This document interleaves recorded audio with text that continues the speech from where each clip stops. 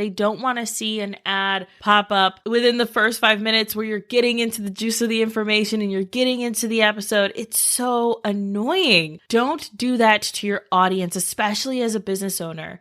Talk instead about your services throughout your show. Give them a feel of what it is to work with you. Whenever I mention, this is how many clients we work with, these are the stories of working with them, these are the things that I'm seeing, I am sharing my experiences as a business owner. I'm sharing how we work with our clients. I'm sharing why we work with our clients in a certain way. And that then lends itself to us getting clients from the show. Welcome to another episode of Listeners to Leads, where I'm helping podcasters launch and maintain a lead generating show. I'm your host, Alicia Galati, the CEO and head podcast strategist behind Galati Media, a full-service podcast management company. On this show, you'll hear my guests and I discuss everything it takes to launch a successful podcast and keep it running. If you're ready to get leads, land speaking gigs, and create deeper connections with your audience through your podcast, then this is the show for you. This episode is going to be a little different because I do not have an outline. I usually have an outline of exactly what I want to touch on and exactly what I want to talk about, but I kind of want to feel into this episode, so bear with me if I go around in some circles here, because that's just how my brain works. I want to talk to you today about creating a quality podcast. There are a few different parts of this that we're going to touch on. We're going to talk about audio, we're going to talk about content, and we're going to talk a little bit about monetization and ads. So the first being audio.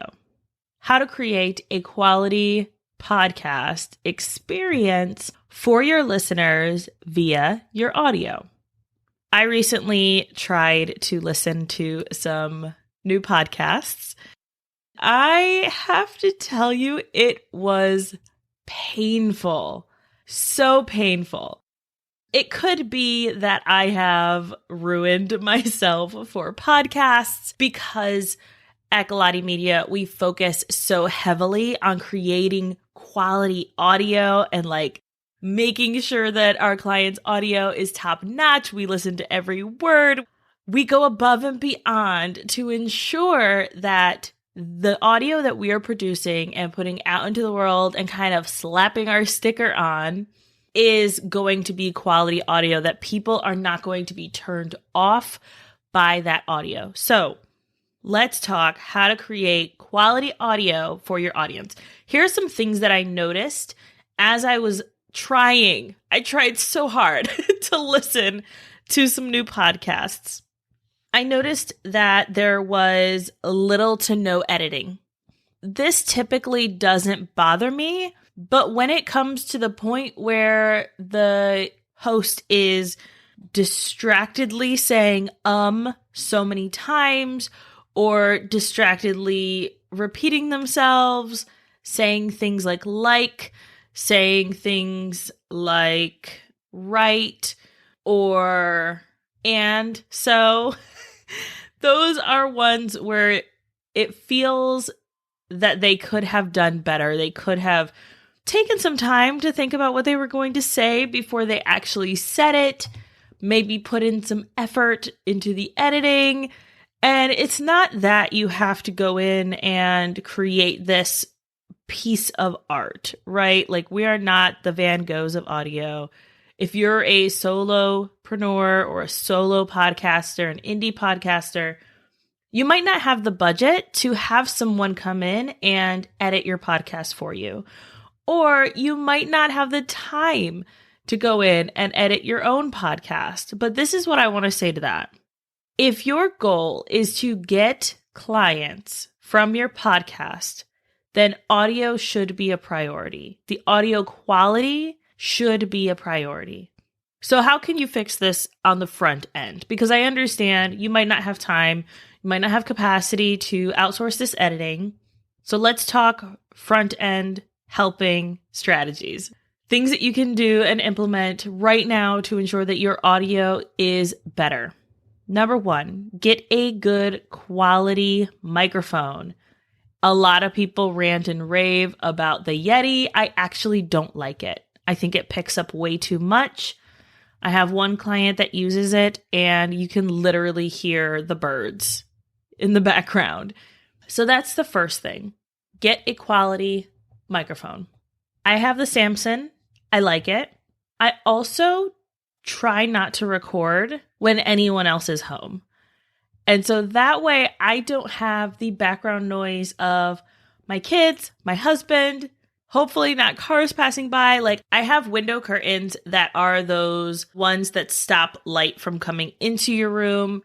Those help because they also help to block out some of the sound and like the street sounds.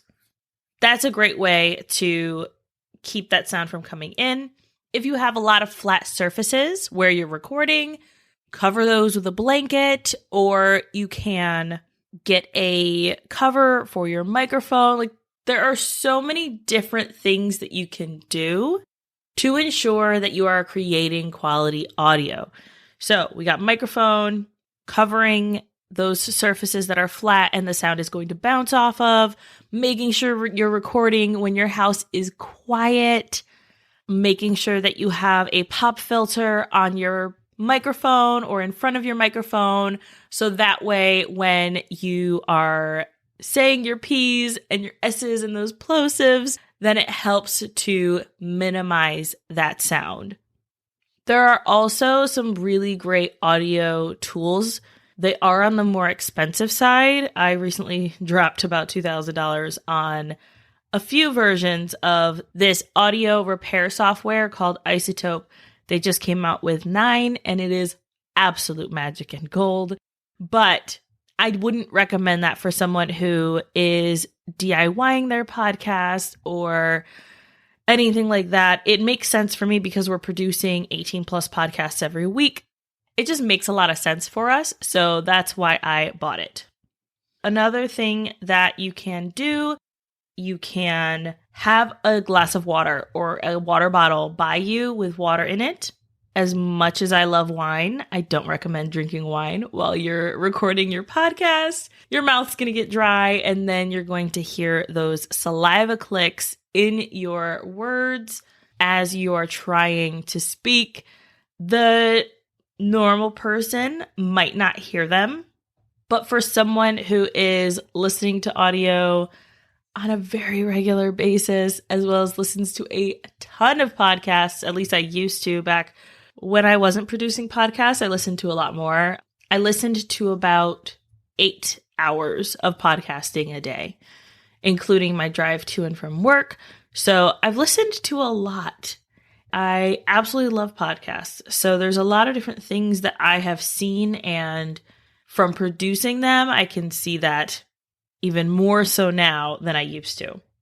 If you are limited on time and you know that you want to go in and edit your podcast for those solo episodes, or even for those episodes where you have a guest on, one thing that I did when I was producing my own podcast and working full time and growing my business and like doing all these different things, I would wait 5 seconds of silence.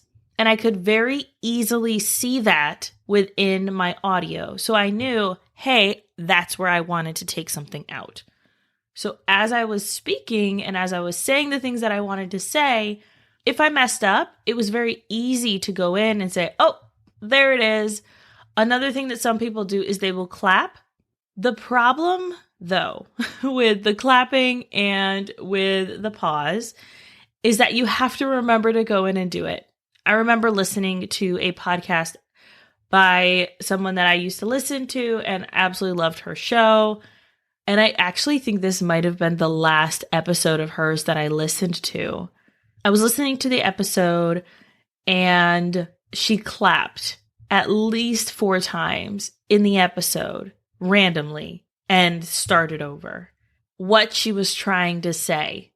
So it was very clear to me, knowing podcasting, knowing podcast editing, that someone did not go in and edit that episode.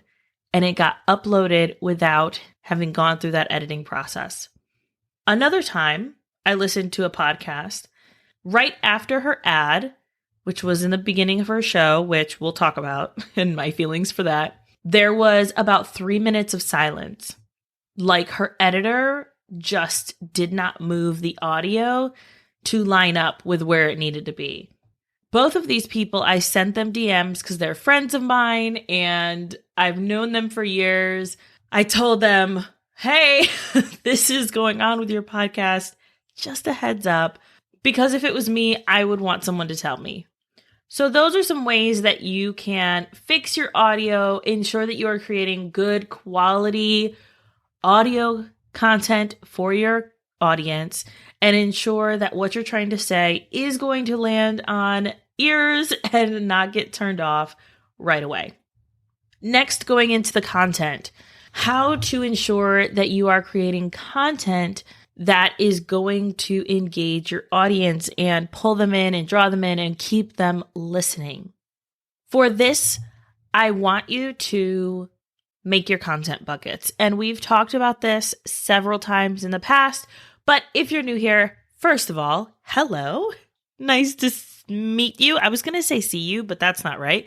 Nice to meet you. Come hit me up on Instagram. Let me know that you're listening. When I talk about content buckets, I usually give the analogy of when you're at the splash pad or at a splash park or a water park or whatever.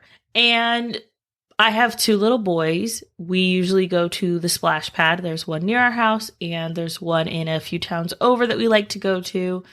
So there's this big bucket that usually is the focal point of this park. It usually flips over and the water funnels into different buckets. Those buckets flip over. That big bucket, I like to say, is your brilliant ideas, the things that you want to share with your audience, all of those really great ideas and content that you want to share. Those smaller buckets or funnels or whatever are going to be what you need to use to filter out the things that aren't relevant to that particular audience or to that particular medium. So the content buckets for this podcast are launching a podcast, podcast content, podcast marketing, podcast monetization, and then sometimes a little bit of mindset. Those are the content buckets because that is the focus of this show. It's really irrelevant if I start bringing in things that don't pertain to podcasters. So if I bring in someone who wants to talk about grooming your dog, I'm a dog mom. I like dogs. Great. Let's talk about grooming our dog. My podcast isn't really the place to do that unless maybe I'm talking to a dog groomer who has a podcast, who shares relevant information with her audience, and then gets clients from her show. That would be pertinent to my show. That would make sense to have on my podcast, but just to say, hey, I want to know how to groom my dog better. How do you recommend I do that? This isn't the place for that. So my brilliant ideas, all of these things that I want to talk about have to be filtered through these content buckets. What are your content buckets? Write them down, make a list, keep it at 3 to 5 things that you are going to focus on for your podcast. Don't deviate from this, please. A friend of mine recently reached out and she said that she listened to a podcast that she's been listening to for a while, and it was all about entrepreneurship. But this person had someone on that was not talking about entrepreneurship, and it was so left field, and it was very clear to her that this person only wanted to have a conversation with the guest. That was the sole purpose of the podcast episode. It was not to create great content for her audience. It was not to inspire, motivate, or educate her audience. It was simply because the host wanted to be within the friend circle of the guest. That is not what your podcast is for. Your podcast is to inspire, educate, and give relevant information to your audience. When you do things like that, your audience quickly turns off and they say, I don't know if I want to listen anymore. So at that point, you have lost a loyal listener. You've lost a raving fan, and that is not at all what I want to see happen to you. So make sure that the content you're creating and those content buckets that you're coming up with are going to be relevant to your audience and who your podcast is for. Moving on to monetization and ads. I'm not going to go too in depth about this. You can always go back to episode 5, which is 6 mistakes podcasters make that is costing them leads. Episode 9, which is podcast stats, what they mean and how to measure success. And then episode 11, which is how to use dynamic content to make money with your podcast. Those 3 episodes really will help you get clear on your podcast stats, understanding what success looks like to you, mistakes that podcasters are making that's costing them leads, and then using that dynamic content through Buzzsprout, love them, shout them out to the rooftops, to make money with your podcast. So that's where you can go for some monetization strategies and some ideas on that. But what I want to talk about here is to the point of creating a quality podcast, we're going to talk about ads and where you place them. I see people do this wrong so much. I don't want you to make those mistakes, especially as a business owner who has a podcast and maybe doesn't listen to business podcasts. Maybe you're listening to Dax Shepard's Armchair Expert, or you're listening to Tim Ferriss, or you're listening to different podcasts like that, or the Joe Rogan Show. We don't need to be like them. You are not a celebrity. This means that you don't have to do things like them. Just because Joe Rogan has his podcasts on YouTube doesn't mean that you have to also. There's also strategy to that. We'll talk about that another day. Where you place your ad is really important to the quality of your podcast. A lot of people put the ad right in the front and they think, this is great. I'm going to catch the audience as soon as they start listening. The problem with that is that you aren't giving your audience that first 5 minutes to really get into the episode. In this day and age, most people are paying a little extra to not have ads in their streaming services. They don't want to see an ad pop up right at the beginning of a show. They don't want to see an ad pop up within the first 5 minutes where you're getting into the juice of the information and you're getting into the episode. It's so annoying. Don't do that to your audience, especially as a business owner. Talk instead about your services throughout your show. Give them a feel of what it is to work with you. And I think I do this all right. I feel like I do it pretty well, but whenever I mention, this is how many clients we work with, these are the stories of working with them, these are the things that I'm seeing, I am sharing my experiences as a business owner. I'm sharing how we work with our clients. I'm sharing why we work with our clients in a certain way. And that then lends itself to us getting clients from the show because people see, oh, you know what you're talking about. I want to work with you. And that's great. That is one way that you can talk about your services without it feeling like you're creating an ad. You can also do a mid-roll. And I think that this strategy works really well. I actually don't recommend putting music before it or after it and kind of sneaking it in there. In a fun, obviously, you're not trying to trick your audience, but kind of tricking them a little bit to stay listening because they're already hearing your voice and then they continue to hear your voice. So I actually don't recommend putting audio behind that because then it distracts from the content that they're trying to listen to and they don't really know when it ends because they can't skip through. Or they might not want to skip through because they might miss a certain part of the episode or the rest of that conversation that you and your guests were in the middle of. Where I love to put ads is at the end. So this is going to be right before your outro. You've given great, valuable content to your audience, and most likely they're going to binge your show. They listen through to the end, and then they go on to the next episode. This allows them to then hear your ad. They hear what you had to say. They're thinking, oh my gosh, this is incredible. This is great. And then they realize that they want to work with you or they want to buy that thing that you have to offer.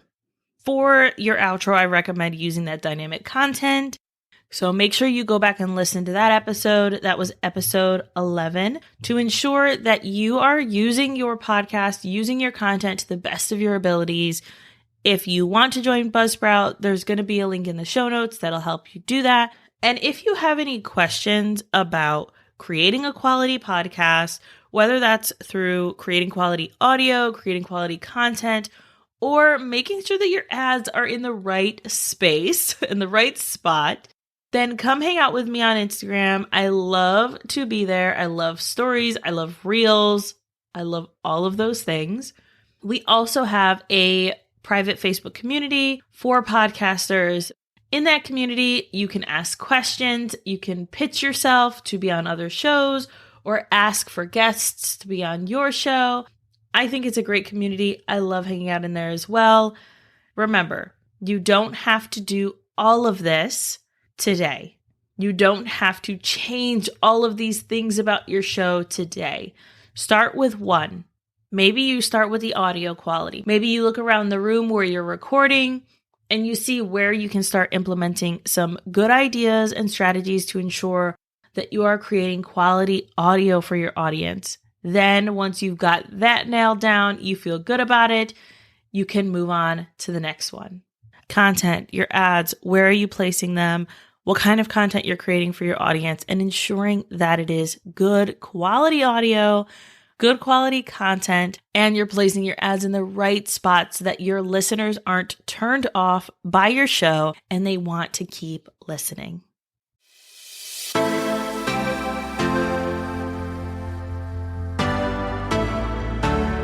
Thank you so much for listening to this episode of Listeners to Leads.